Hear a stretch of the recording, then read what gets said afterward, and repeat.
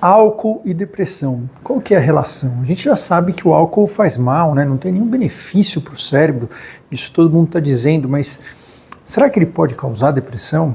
Será que ele pode piorar a depressão? Pode ajudar? Ou será que se você parar de beber, diminuir, isso melhora a sua depressão? Eu vou responder tudo isso nesse vídeo. Meu nome é Marco Antônio Abulho, eu sou médico psiquiatra formado pela Universidade de São Paulo, sou fundador do canal Saúde da Mente e a minha missão aqui é te dar ferramentas para que você possa se curar totalmente de forma natural, de forma completa e definitiva do quadro depressivo, usando os métodos práticos considerados padrão ouro de tratamento no mundo inteiro. Então, se você quer saber tratamentos que funcionam, não deixa de me seguir. Bom, então vamos lá, o álcool, ele teoricamente, né, ele atuaria fazendo o quê? Ele atuaria mais ou menos como se fosse ali um Rivotril, mas um pouco pior. Por quê? Porque ele atua potencializando o GABA, então ele é um depressor do sistema nervoso, o GABA ele deprime. Só que ele tem um tempo de ação muito curto, ele passa o efeito muito rápido. Isso quer dizer que você pode voltar e ter um efeito rebote muito intensamente. Quando tem uma diminuição do GABA, existe uma questão também para compensar do glutamato. O glutamato é um neurotransmissor excitatório.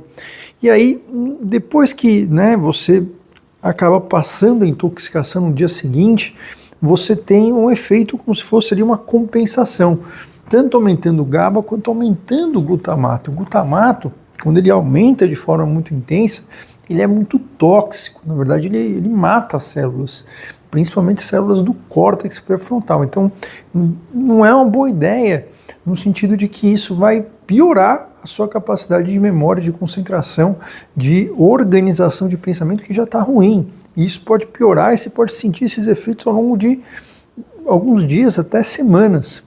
Tá? Então assim, o álcool vai te deixar menos atento, menos esperto, vai piorar a sua cognição no dia seguinte. O que mais? Ele vai aumentar a sua ansiedade também nos dias seguintes, por conta também desse mesmo efeito do balanço de adrenalina, né? A adrenalina, quando você está sob o uso de álcool, ela vai subir para manter a pressão, uma vez que ele diminui a pressão, dilata o vaso sanguíneo, no dia seguinte vai ter esse rebote também. Então você vai estar menos esperto, você vai estar menos atento, com o raciocínio mais lento e você vai estar mais ansioso. Mas não é só por isso. Na verdade, o álcool, o que foi visto é que a longo prazo, ele vai o quê? Ele vai causando lesões na sua substância cinzenta, que são os corpos dos neurônios, que é a parte mais de fora aqui do cérebro, que é de fato a parte mais importante. E ele também leva lesões na substância branca, que é como se fosse ali são os axônios, né? Eles conectam a substância ali cinzenta com outras áreas importantes do cérebro relacionadas ao sistema límbico, que tem um papel importante na depressão, principalmente áreas do hipocampo, áreas ali relacionadas à amígdala, ao circuito do prazer. Então, de fato, o álcool ele vai deteriorando essas fibras com o tempo. E isso vai piorando, obviamente, o seu controle emocional. Teve um estudo, isso é bastante então, comprovado, que ele dá muitas informações para a gente. Foi um estudo gigantesco, são estudos gigantescos que são feitos na Europa, esses estudos com banco de dados biológicos, enfim. Eles pegaram lá, um estudo que tinha 193 mil pacientes, e todos eles faziam uso de álcool em maior ou menor grau. E eles classificaram, assim, leve, moderado, moderadamente grave, enfim, eles foram fazendo categorias do quanto que a pessoa utilizava de álcool. E aí eles foram estudando isso, ao longo de alguns anos, qual a relação disso com a depressão, Na verdade, se eu não me engano, eles fizeram uma avaliação no ponto zero, depois eles fizeram uma avaliação depois de 11 meses e depois de 24 meses. Então eles ficaram 2 anos acompanhando. E o que eles viram? Eles viram que quanto mais a pessoa bebia, e eles usaram uma escala chamada Audit, que é uma pontuação, quanto maior a pontuação nisso, isso estava correlacionado, assim, de forma extremamente pareada com a quantidade de sintomas depressivos. Essa correlação ela variava de 17% até 100% de correlação, ou seja, era basicamente, você aumentava um pouco do álcool, você ficava mais deprimido, não tinha muita dúvida disso.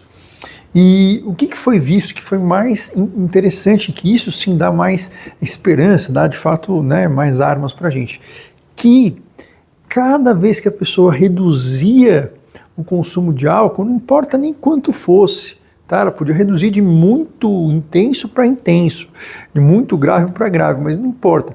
Toda vez que ela reduzia o consumo de álcool, ela caía numa gradação lá do nível de gravidade, existia uma redução de depressão de 49% ali no nível com álcool para 17%, ou seja, tinha uma redução de quase 3 vezes o número de sintomas depressivos se a pessoa conseguisse reduzir as doses lá a ponto dela chegar num patamar inferior.